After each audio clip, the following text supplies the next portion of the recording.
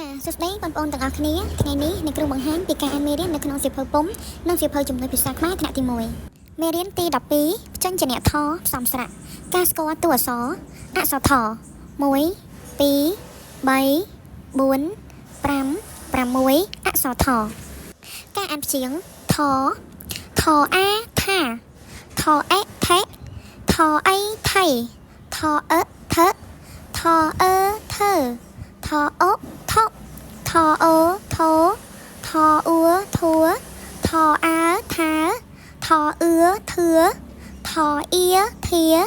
ថអេថេថអែថែថអៃថៃថអោថោថអៅថៅថអំធំថអំធំថអាំថាំថអាថាថអូថោថអេថេថអថការអានពាក្យថអែថែថអូថោថអេថេថេនឹងរថេការអានល្បះតាថេ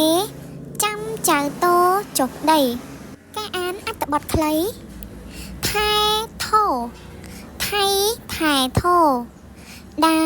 ថែថោដែរតាថេថាថៃចេះថែថោតាថេថាដាចេះថែថោដែរការបំពេញតួអក្សរដើម្បីបង្កើតរូបភាពពាក្យតាថេពាក្យចៅថៃពាក្យថោ